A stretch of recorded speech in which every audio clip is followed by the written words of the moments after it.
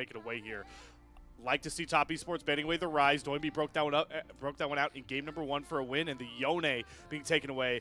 Almost thought we were going to get the Skarner slip through that we saw in the last NIP matchup when it was given to Tarzan for an MVP performance. But nope, that red side ban sticks through, and Aurora likely to be the B1 lock-in with some flexibility for NIP.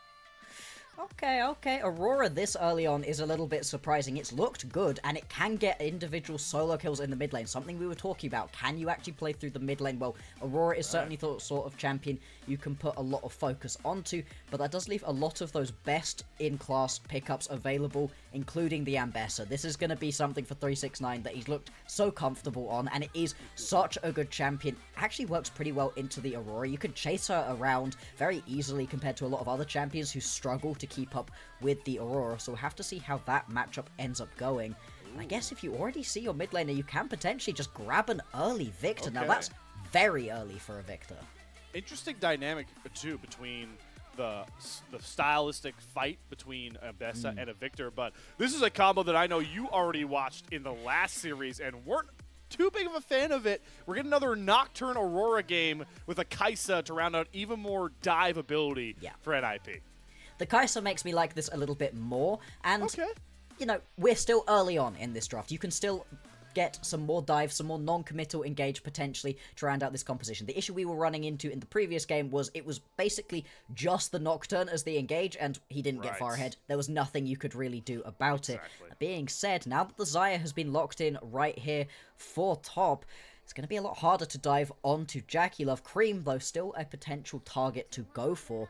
And the bones of these compositions are showing themselves. Dive compositions for Ninja in Pyjamas. TES, they're way more about the team fight right here. Get the Ambessa as that front line, and then drop both the ultis out of your mid and your bot lane. See what damage you can do. Yeah, with the gravity well as on top of that, a lot of disconnect is what Top Esports are going for here. I like it. I still worry about how 369's Ambessa would fit into it, but maybe you get him on the split push in a 1v1 side lane. If he's ahead, he could be a very big threat. But we still have a second phase of bans start rounding things out. For Top Esports, it's targeting that top lane, trying to get 369 some space here. And I love that Renata ban from NIP as they also identify what we identified about Top Esports so far. Yeah, the Renata was something I was very much going to be watching. If it went through these bans, I think it would be unwise for Top Esports to have let that one slide. Perfect for the disengage into this very heavy engage composition for NIP. Not going to be able to pick that one up, and it looks like they're going to head on towards the Sejuani again. Tankiness, a little bit of extra disengage and some non-committal long-range engage that this composition was sorely lacking. You kind of just had the public execution beforehand. Now you've actually got a little bit more to try to play around. Ninjas in Pyjamas, what are they going to respond with right here? They need to keep on diving in, I think. If anybody gets left behind, it's going to make this composition harder to play. We're developing top laners that don't really fit the idea of the comps playing. Because, you know, this feels like this. If this is locked in, it's going to be just a straight answer, and it will be from Shanji into 369's Ambessa. But there's the rel to complete the dive comp here for NIP. And a big emphasis, Bloxer, in this draft on junglers controlling the tempo of this game. Aki versus Kanavi going to be the matchup to watch. Oh yeah, what can you do early on? Aki specifically, you have to get ahead as this Nocturne. You're useful even if you don't, but you are nowhere near. You can't be the same level as useful as Kanavi's going to be on the Sejuani. She's always great. She's always going to be able to do good things for the composition. A switch last minute between the Alistair into the Braum right here. Now, I like it anytime we get to see multiple Freljordian champions on the same composition. It means it's a lot of CC that you can play around. And there really is a lot of CC you can play around. Braum, Sedge, and an Ambessa into the backline, yeah, that's going to be so hard to try to play around for NIP's carries. Yeah, I think you're stressing it really well here, Bloxer.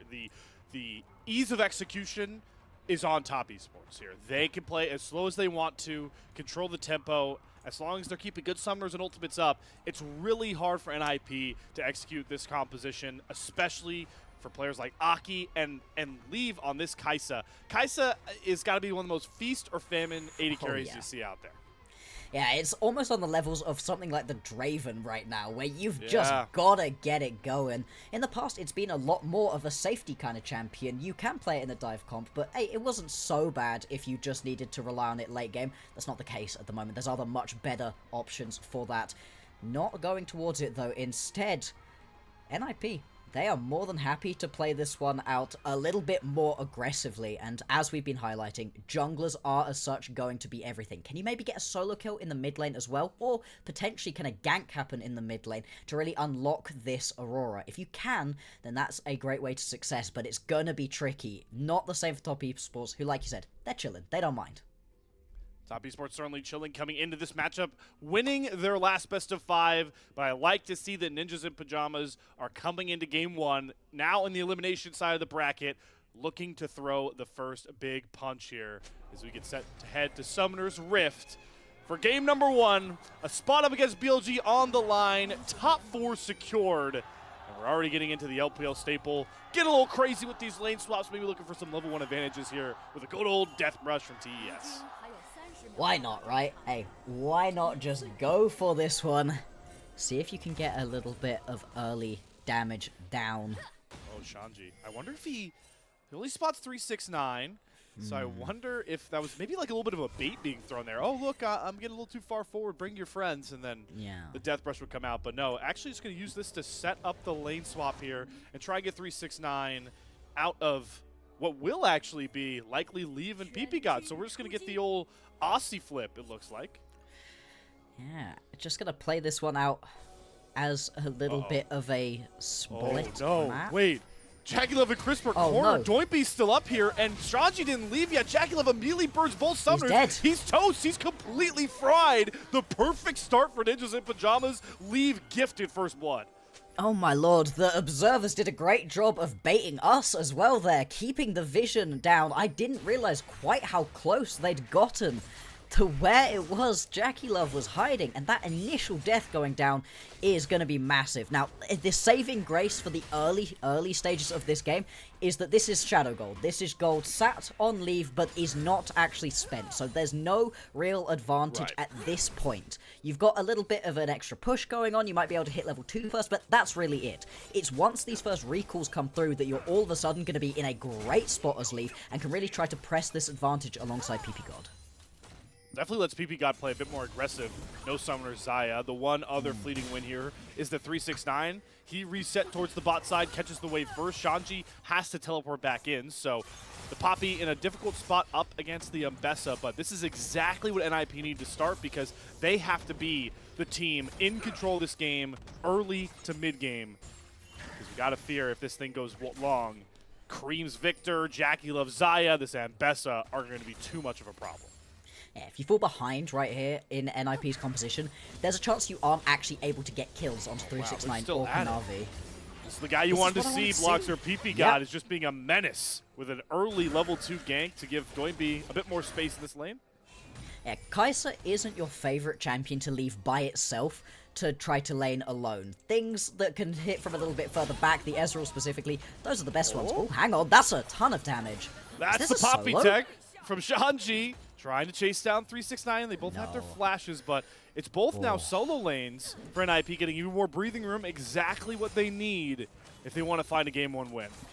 You've got to keep the tempo up right here as NIP. You can't just allow this game to start happening to you. We'll be able to take control of this top wave as well. And this is buying so much important space for Aki because Nocturne needs that paranoia to really start churning out reliable ganks, get kills on the board here. So the fact that he's just been able to power farm this top side, grab this scuttle, and kind of take it easy, keep spelling more success for NIP. It's going to be... Oh, hang on. Oh, he's right here too. Kanavi's falling into another trap by NIP. He's going to jump on Doinby. Aki's presence just going to make sure that gank is unsuccessful, and another win for NIP.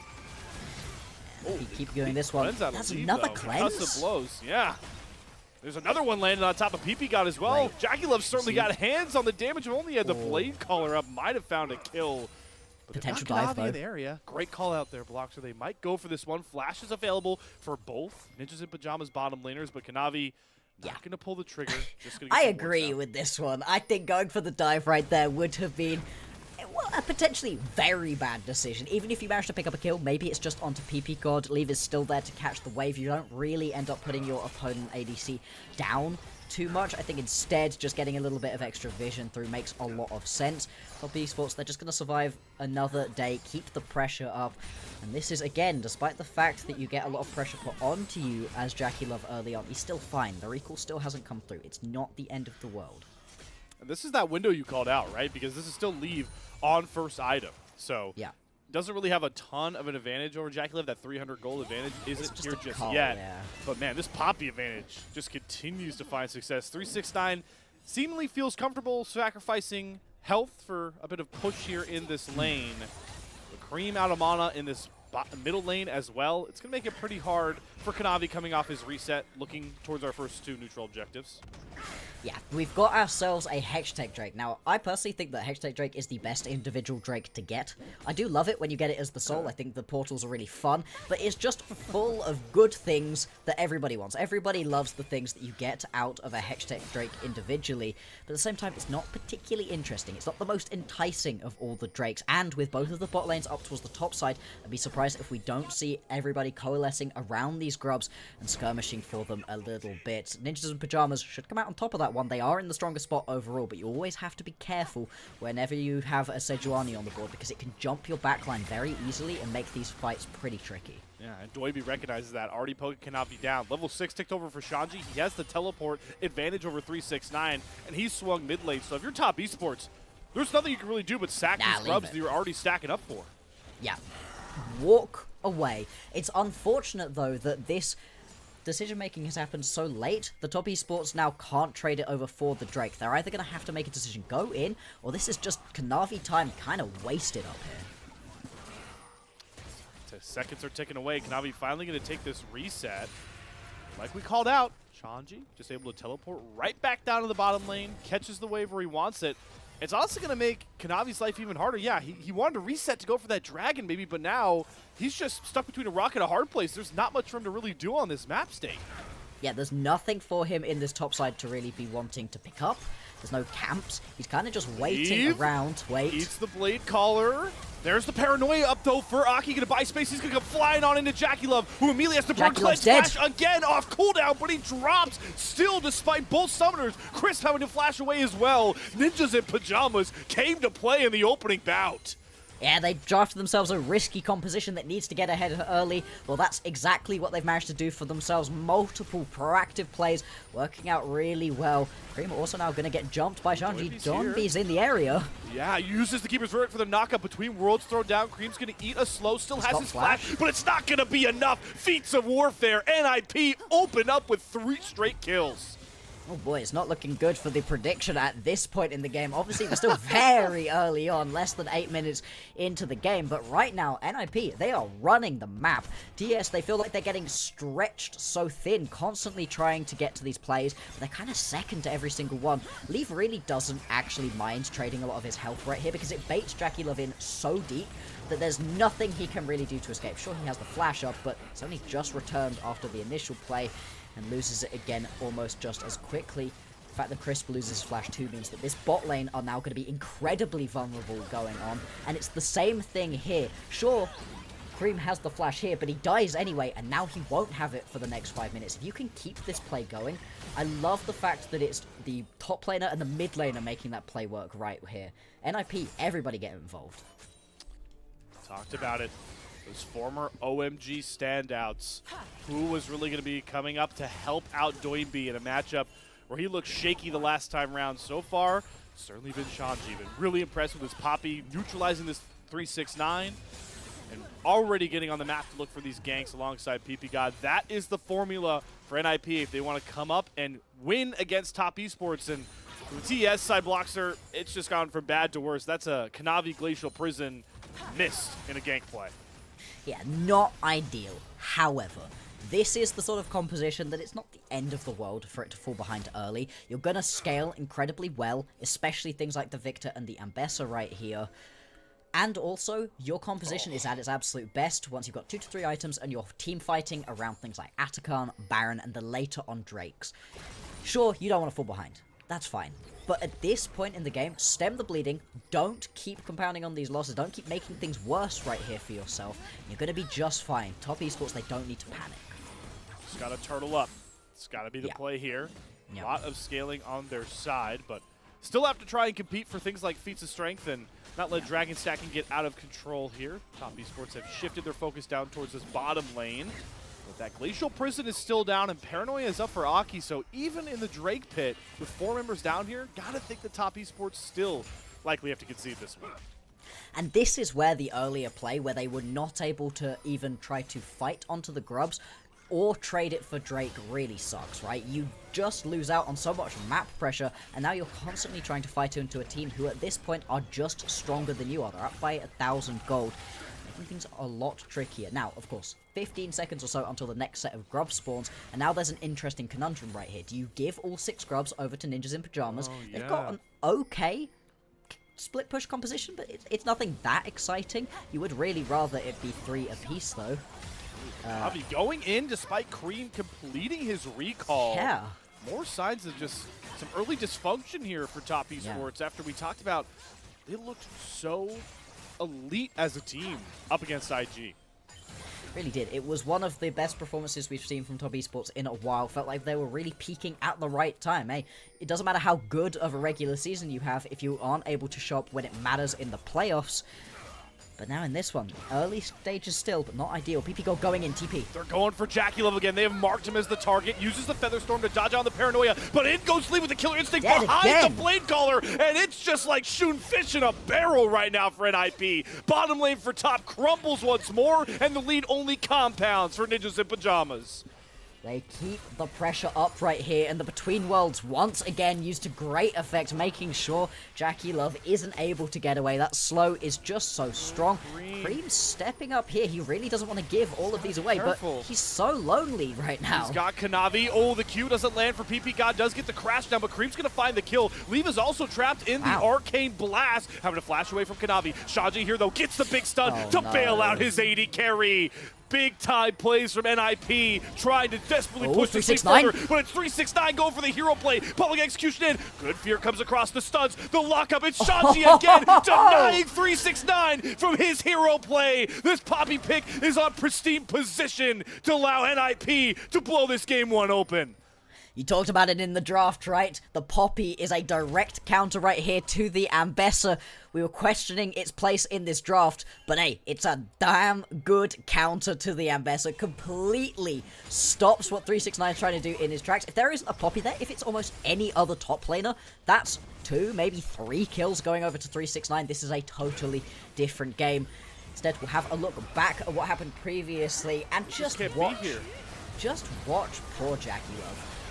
He doesn't live for even a second in this one, and there was kind of nothing he could do. And you're playing one of the safer champions overall, right? The Xayah is meant to be the safety champion. If you're going to get jumped, well, at least you could jump into the air. Use that Featherstorm to at least survive for a little bit longer, but it's just not working out that way as Doinby gets jumped here. Gets jumped. Kanavi connects Glacial Prison this time. Between Worlds not going to bail out Doinby. There's a good pick for Top Esports as they're clattering together gold to try and keep competitive in this one. And going to be able to pick themselves up that shutdown as well. So that's a nice chunk of gold onto Kanavi, who has been having the best game so far of anybody on Top Esports. It's not particularly a high bar at the moment. But we did also get to see in that previous team fight just how much damage Creme was doing already. And this is just with a Seraphs, right? You're not meant to be doing that much damage, but Victor is in a pretty strong position overall. See it right here. Arcade Storm it does down. A little bit. It doesn't do too much to one individually. It's when you get it into the midst of a big team fight, and it just starts shredding through people. And the more and more items that get completed, the more Creme is going to be able to do. Still, though, he's not having the best time right here versus Shanji. Mercrest is a hell of a drug. It really is. For Shanji, just ignores all that Victor damage. NIP on the backside, though, will pick up that first dragon as well, as they just really control all the map state here. We're going to look back to see exactly how Kanavi got this kill, and it's unfortunate for Doinby because he actually spotted Kanavi on that scuttle earlier. Just stepped up a little bit too far, and unfortunately, once you do that as the Aurora, you are very squishy. You're annoying to grab, but the second that you get hit by that Glacial Prison, it's going to be lights out. Yeah, exactly. Bye-bye, indeed, to Doinby. So we'll have to track that as well as we go into these team fights. How are Doinby's fancy feet going? Are you going to be able to dodge away from the things flying at you? 369 will fly at you full body, but also Kanavi, Chris, both of them are going to be trying to do what they can to shut down this Aurora, and shutting down this Aurora is one of the key points. Aki, though, is another one, has had a great early game, and, very interestingly, Hexplate is going to be a lot tankier than a lot of the Nocturnes we've seen. I really like this decision. I don't think this is a composition that's particularly hurting for damage. I don't think you're up against enough tanky, very tanky champions that you have to be that big damage threat. You're barely a big damage threat to tanky champions as a Nocturne. Anyway, survivability, I think, is a great shout here. And you get extra paranoia use, right? Comes up more often, and that's all the Nocturne really wants to do. Knock the lights out like it's Halloween every single day. So we'll see how they play around Aki. With that one, they've got the Herald coming up next. This will not only give them more map control if NIP are able to secure it, but will secure the Feats of Strength, which is always a nice bonus in the boots department. Still top esports, it feels like, really aren't in a position to fight, especially now with some of these item differentials coming through in that damage department you were talking about for Ninjas and Pyjamas. Not yet, not in a straight 5v5. Uh-oh. Here we go, lights out, ppgod just roots up Crisp, and all the damage comes through before anyone can do anything. Glacial Prison immediately cleansed by Leaf, so you get that one off the Kaisa, but it's a small win and a small price to play for Ninjas in Pyjamas as they wrestle control back in this river. Sure, you do lose a lot of your ultis to kill a support, but without Crisp available, top esports cannot step up to this Herald. They're just going to have to lose this one out. Exactly what Ninjas in Pyjamas were looking for. Leaf losing the cleanse could potentially be interesting, but Flash still available. Kaisa relatively good at getting away, slipping in and amongst these team fights. So I'm not going to imagine that that's going to be the end of the world so far. And Ninjas in Pyjamas, they continue running away with this game. Leave Doinby right at the very top right here of the gold. They're in very good positions right now. Feats of Strength secured as well. Herald taken. NIP meeting their assignment from draft and exceeding those expectations so far. But still room for top esports to scale up here. Oh, yeah. They're starting to get some big item break points. Creme has the Seraphs already done, so that's a lot more survivability. And that's going to be the name of the game going forward here for top esports. Surviving the initial brunt of these fights should allow them a lot more space to try and nudge their way back in. Yeah, Kanavi, Crisp, they need to be able to absorb a lot of that initial damage, and then the rest of this composition can work out of top esports. And this is the thing, right? NIP, they've done exactly what we said. They needed to get themselves ahead early to make these teamfights work, but now can you make these teamfights happen? Because your opponents have a better teamfight composition overall, or, as we've been seeing a couple of times so far, do NIP opt out of this question and instead just go for a pick before the fight starts and then turn it into a 4v5? They do have some pretty good wave clear on the sides if they want to play around it with that semi-global from Aki. Doinby in a very advantageous space like we talked about the gold. So yeah, it's always nice when you have a lead like this and you can play multifaceted across the map. Let's see where else they decide to go and play around, because it's been a lot of focus so far on the top side of the map. You can see Dragon that through Atakan's pit. Yeah, Dragon up in less than a minute's time. We get to once again watch the top laners just sit here, hit each other. Not that much damage being done. It's not really a wet noodle fight, but it's pretty close to being one. Top lane, though, a lot of pings happening. A lot of people stood in the area. I don't really think there's any reason for them to fight up there, though. Minute 40 until Atakan's up. The Drake has got to be the focus.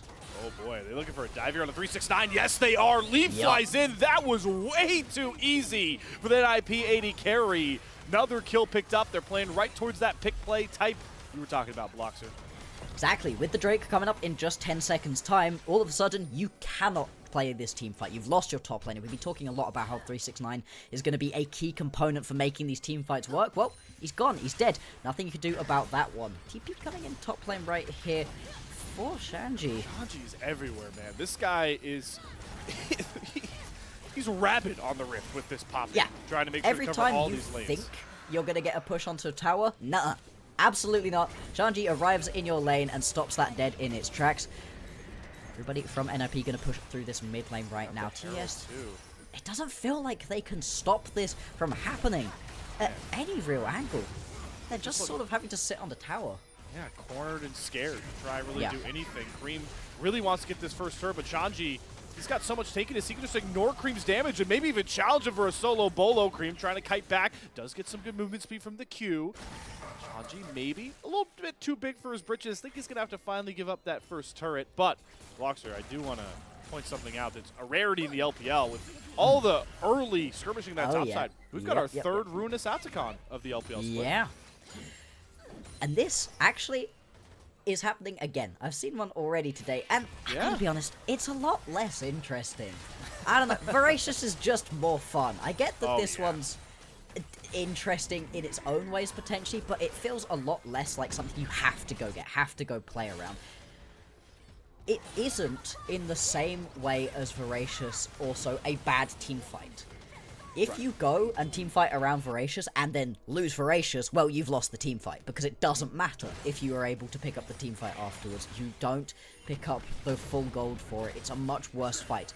Whereas you can more easily try to fight around Ruinous. I just don't know how much they're really going to want to. How much Ruinous is actually going to entice these teams in. Especially for NIP, for whom a full 5v5 team fight isn't necessarily a good idea. They could threaten around it, try draw TES in, but I think they're going to continue trying to play their pick composition rather than starting this one up trying to peel off of it, which is almost always a bad idea. Yeah, for me, I think it's just all about the level gains you can get off Ruinous, right? The roses, you can grab like 40 or 50 extra roses. You can see right now, NIP have 7 across the team for their XP bonuses. That can jump by like about 40 if needed here. So as we we flash back to live, and Leave is challenging the JackeyLove, and he's winning right now. Flash out from the Xayah.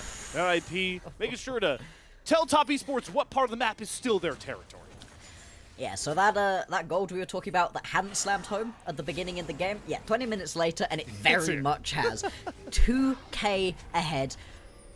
Got 2 items well on the way to that third. Now they're going to go in onto Kanavi. Pretty tanky, not exactly the person you want to be trying to get your pick onto.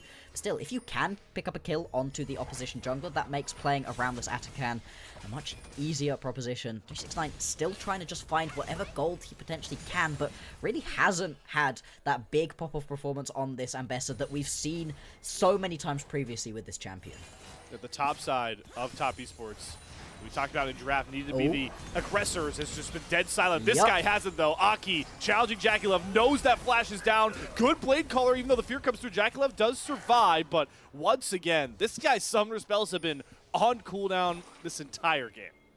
Has to flash, has to cleanse, using the ulti basically on cooldown to make sure he can live through these ones.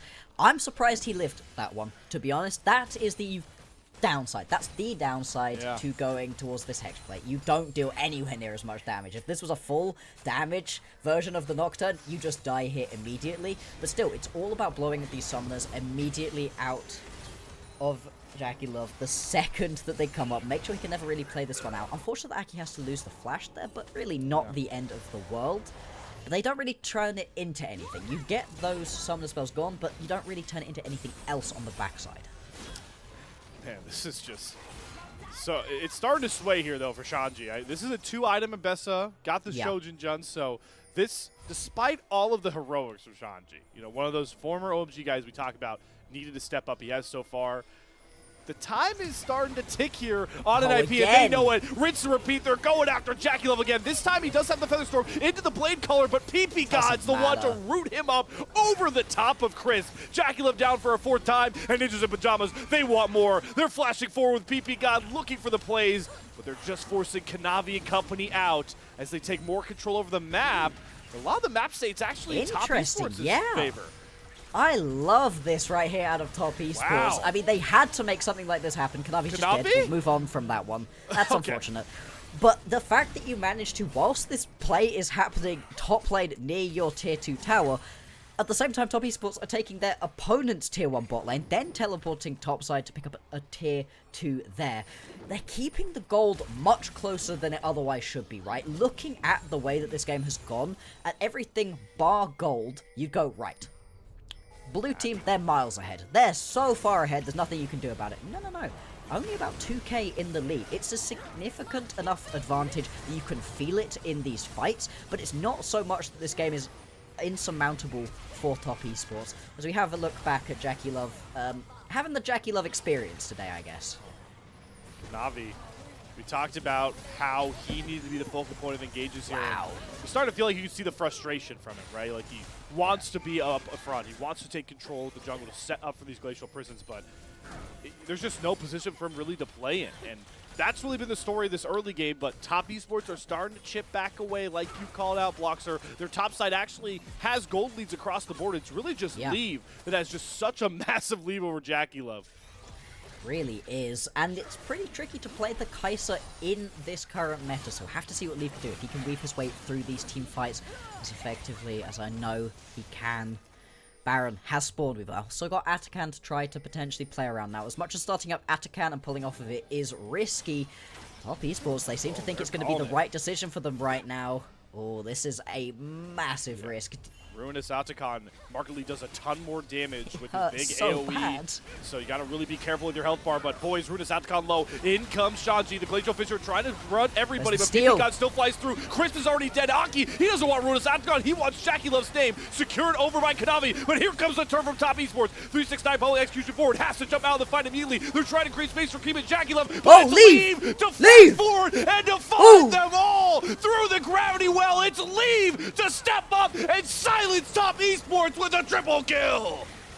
That's what we're talking about. Hey, it's not that tricky if you'll Leave. Weaves his way through that fight to perfection, playing the Kai'Sa with the required amount of reckless abandon, stepping forward. And they're going to be able to pick up themselves the Baron on the backside of this fight. This whole game has come up NIP, and more than anything, it's been in Leave's favor. What a fight that is right here. It's a mess the whole way through. Watch Leave, though. Watch Leave as he weaves his way through this one. He's just sat frontline for the longest time, as he should be, not getting himself into a bad spot. Finally, 369 gives it a go, but it doesn't work out, and then it's at this point where he goes all the way in. Like I said, you have to play the Kai'Sa with some reckless abandon. You have to be willing to go jump in, otherwise you're barely using your champion correctly. And that's the way it's done. That's the support from the coaching staff. We talked about this NIP roster going into this matchup, right? Doinby, the big game player, the marquee guy on the roster, the OMG components of the rest of this team, Shanji, Aki, ppgod, former OMG staples. It's the one guy we didn't give enough love to in that pre-show that is just balling out. He's got the GA done here to make it even bigger of a problem. 4-item Kai'Sa is just leaps and bows ahead of anybody else on this map right now. And how do you get to the Kai'Sa at this point if you're top esports? Hope, pray. Sell out is the only realistic option. For a GA. Full dive. Yeah, you've got a full dive onto Leave, or hope that the reckless abandon goes from the right side of it to the wrong side of it. You know, jump in a little bit too far. But that feels like leaving a far too much up to chance, up to Leave making a mistake. If Kanavi and 369 can leap into the backline and pick him off, there's a chance, but it feels like, as much as JackeyLove has never had his summoner spells up throughout this game, Leave's pretty much always had enough of his to feel comfortable. Right now, doesn't have the flash, that's about halfway away, but does have the cleanse, so you're not even going to be able to get a long-range Glacial Prison to try to use that as the way to get this pick. It's going to be rough. It really is. You're going to have to hope that these straight-up 5v5 teamfights start going in your favor, but at this point, when you're this far behind, yeah, it's rough. So big for NIP to come into this series in the lower bracket up against top esports and come out with their most impressive game so far. Even in the wins they found up against AL, it was competitive and closed through a lot of it. There were lead changes, it was rocky, but NIP have their most complete game right now, and it only feels like one more team fight could be the killing blow as they try to take control of the Dragon Pit with Soul in their hand. What can top esports do? They're just being funneled in their own jungle, constantly having to answer wave after wave. Feels like a last-ditch effort is coming soon. Yeah, call and teleport in out of both of these top laners, although Shanji... Shanji... onto Shanji, but that's the Poppy. You don't want to engage onto them. Lights go out. Aki's waiting for a moment to jump on top of JackeyLove. Keeper's Verdict sends the 369 to the sky and sets up Leave to eviscerate top esports once more. It's way too easy for Ninjas in Pyjamas, and boy, have they started this series out with one hell of a blow. ppgod looking for the last kill on the 369. They want the clean ace. They're not going to get it, but they're going to get themselves a dominating game one up against top esports. 369 doing whatever he can to try get something back for his team. Not gonna happen. They're gonna lose so much off of the back of that fight. It's gonna be Soul going over to Ninjas in Pyjamas. They're gonna be able to pick themselves up a mid lane tier 2, a bot lane tier 2. The gold just keeps flowing. And Ninjas in Pyjamas, they have played themselves a truly incredible game one so far. They still need to close it out, but it feels like that's not gonna be too tricky. I don't even think it will be tricky at this point. If we get a replay look back here, I mean, that's exactly what Poppy wants to be engaged on in Kanavi again. Just these engaged tools for top esports, so nice. Floundering. Oh, and I love that Leave once again is like, yeah, all good, killer instinct into the backline, no real threat, has the GA, so that's even true at this point. And 369 just about is able to get a kill back, but it doesn't matter. You're far too far gone in this game for 1 or 2 kills onto 369 to really feel like they were the big points. And you're still barely down in both the top and the jungle, but it doesn't really matter. Not when you've got a champion like the Nocturne. You need to be up enough to be able to turn the lights out and jump into the backline, but that's the joys of going for this tankier composition. Hexplate into the Sterex as well. Arky hasn't died so far in this game, and I'd be a little bit surprised if he does, unless he goes flying into the backline while someone's in their fountain. It's just been really well executed. I'm always worried a little bit about these Nocturne games, but this is the perfect way to play it here. And the worry going into this entire series for NIP was that regular split kind of a fluke, maybe a weaker group. They did not look impressive against AL. We're only one game through, and I already feel bad for bringing up even the idea that NIP were just regular season puffing their chest out and weren't really prepared for the playoffs because, boy, this was one hell of a way to shut it up. It really is. I mean, my prediction is on the cusp of being wrong already. Already? Yeah. I had the TES 3-0 right here. Wasn't alone in that either. NIP, they get chased a little bit out of their opponent's jungles, but right now it doesn't feel like it particularly matters. Now, that was Soul going all the way over to NIP, so if this game gets delayed 4.5 more minutes, maybe a steal onto Elder, but I really don't think we're going to get to this point. In fact, this might be the ending fight around a red buff. Yeah, here comes the wraparound. Wait for the lights to go out. Aki's just tantalizing, waiting for the moment. But it does hit Leave. 369 gets on top of the Kaisa. The GA soon to drop, but he uses the killer instinct to create some space. Leave is still up and freeze firing. How is this man alive? He is a mortal on Summoner's Rift, and the rest of NIP turn their attention back towards top esports, who have no fleeting chance in this game. Leave on the JackeyLove skin too. Are you kidding me? Oh, yep, that's so much disrespect. He's doing it in his opponent's skin right here, and Leave is just styling right now on top esports. The fact he doesn't die there, the uses of the killer instinct have been gorgeous. It does take the ulti, the cleanse, the flash, everything in his arsenal, and every last scrap of his health bar. But hey, your health bar is a resource too. You might as well use it. No point in saving it for the next game. It's going to be Baron going on to NIP, the second one for them of this game. Let's watch this boy. Leave living here is crazy. Yeah, this is why Kaisa might be the most fun AD carry to watch in League. Oh, yeah. The shield is massive, but it's just the spacing. My wrist hurts thinking about trying to move my champion like this. Genuinely, how much health is that? Because it's got to be less than 10, right? You are... Yeah, I mean... Abessa breathes on you and you keel over and die right there, but you don't even. Because the GA hasn't been popped. You've still got that level of safety right there. It unlocks Leave to play with such a level of aggression, and I love watching this. It's going to be sad when this game is over because this has been such a fun Kaisa game. Shanji going to get jumped here, but Yeah, with Leave in the wings, I'm not so sure you want to play this one. Here we go. It's ppgod has started out the public execution back forward for 369. Hits nobody. His health bar's gone. This is just getting rough to watch.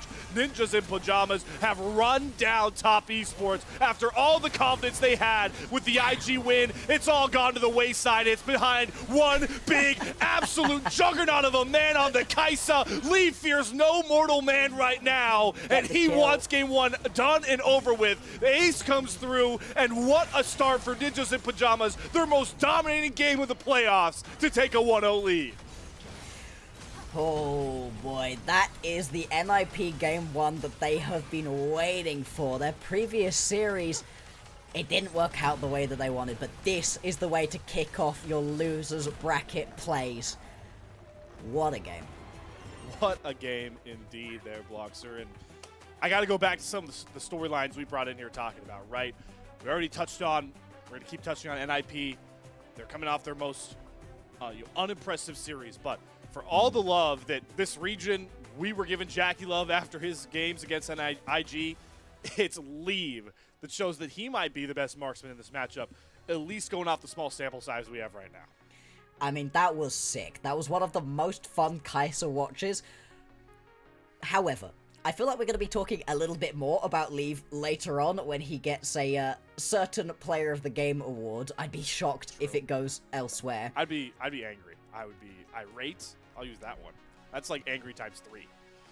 Indeed. But I think it's a mistake to put everything at the feet of Leave right here, because you can't play that kind of Kaisa game without support. I don't care how cracked you are, how awesome you are at this champion. You need the support around you, and oh boy, did Leave have the support around him in that game. I mean, everybody was having a great show, specifically ppgod all over the match, and Aki too. Both of those two were always in great situations to be able to set up, to allow the carries to do their damage. And a lot of the kills actually didn't go over to Leave. Leave had the flashier plays, sure, but that was a very solid game out of Doinby. I mean, calling it solid feels like an insult. I say solid when you lose. It was a great game out of Doinby.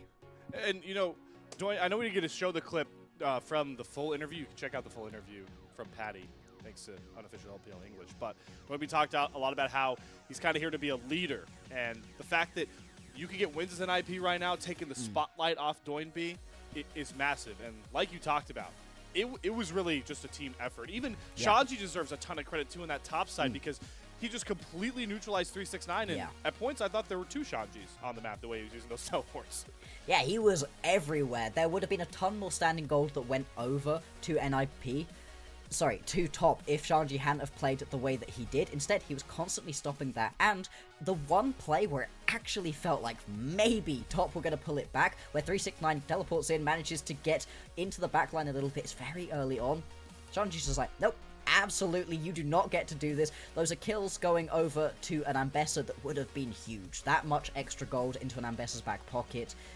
That's a potential play, especially through 369. That's a great champion, great player to give that much gold to. Maybe we're looking at a different game, but instead, like we said, Shanji shuts that one down and allows the rest of the game to unspool as it does, allows Leave to have such a fun performance, as we keep saying. And all the questions for NIP were, how are you going to look coming off of that, you know, thrown away series up 2-1 against AL? Bad Game 4 draft, just abysmal performance in Game 5. But this is the performance they have, and the fact that they did it with this type of aggressive draft just kind of compounds how big of a opponent an IP might be tonight. Oh yeah. 33% of your team's damage when there's an Aurora in the game as well is crazy. And like I've been saying, I really like the way that Doinby played it out, but watch this one. Just keep your eyes on Leave. Doesn't matter what everybody else is doing. It's just so much fun watching the way that he's jumping into the backline. And remember, this is an elimination matchup. You lose this series, you're gone. You're out. Your winter is over. Your split one, done. You're out of here. And it's actually a long time until the next set. We've got a couple weeks break. You've got an international. You have to sit home and watch. Then you're back. It's a while. You don't want your split to end at this point. Certainly not in this sort of disappointing way. And so Top, they're going to have to really step up in this next one to fix the problems they had in this game. And for once, I don't think it was draft that was the issue here. No, it wasn't. We were talking about ease of execution, Top Esports, we're in a much more comfortable spot, but yeah, they were snoozing too much. And back to your point here about the break that you get, especially for a team like NIP. We heard Doinby talk about it. He joked it. The fearless format, you know, kind of revived his playing career. If you're NIP, you know, going out here, you don't get to play fearless for the rest of the year. A year that Doinby said might be his final one. Who knows, playing competitive. Exactly. There's so much to play for both of these orgs. For both of these orgs, going out at this point is a massive disappointment in what 100%. They're looking for. Both of them, I think, at least want to be in that finals, if not winning it, right? Whoever wins this one, got to go up against BLG. You've got a tough road ahead of you on the way to that finals. But right now, NIP, they've certainly made the best first step they could have hoped for. Best first step, indeed. And on the flip side here for Top Esports, you know, it's got to just kind of be, I like to call it the goldfish memory, right? Because you like the draft, you know, you like the momentum you brought into this one, but NIP made it a point to just, this last play is absolutely absurd. I almost don't want to be talking through this the way Lee's able to survive. But making it a point to go up against Top Esports and say, you know what, we're going to make JackeyLove's life unplayable. Yeah. That is such a statement that bold. I'm curious to see how JackeyLove comes back. Maybe angry. I want to see what that next draft looks like around his champ pool. Oh, yeah. An angry JackeyLove, now that is a sight to behold. And I don't think that the Xayah is that exciting at the moment anyway. It can do its thing, but meh. There's more exciting things still available.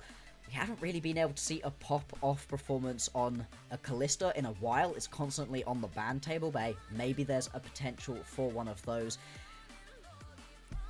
Over on the other side of the map, though, as much as you're able to shut down JackeyLove, and that was impressive, 369 also felt... Yeah. Irrelevant feels too harsh, but close to it. There weren't many situations in which I was like, yes, 369 has completely taken over this one. And on a champion like the Ambessa, I honestly expected a little bit more. Now, I'm not counting 369 out. That would be a terrible decision to do. But I'm excited to see what he pulls out next, right? There's so many very strong champions still available. Things like the K'Sante, the Jace, Camille, all of those are still available. The Aatrox potentially. Any of these pocket picks that we've seen 369 dominate on across the course of years upon years, still available. Whoa, no way! Shock! This horror, is robbery! Flabbergasted. Flabbergasted, yeah. Wow, what a performance for Leave. This guy has been on such an upward trajectory and on a team, you know, marred by Doinby's crazy builds and the OMG squad.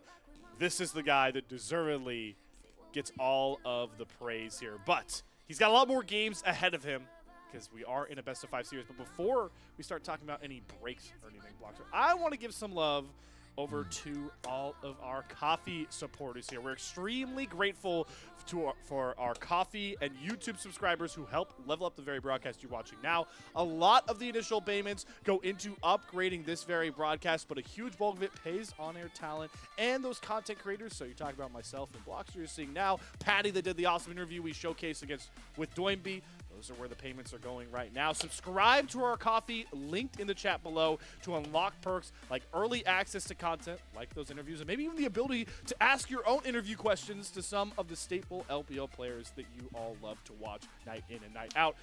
It's all available at the link below. Big shout out to anybody that's in the chat supporting us, YouTube subscribers, Twitch subscribers. We appreciate all you. You are the oil to the engine that is the LPL unofficial English broadcast. This is going to take a quick break here, folks. We're going to go intermission, and on the other side, see if Top Esports cook up something to even up this series, or NIP playing at a different level. We'll answer that question in just a few.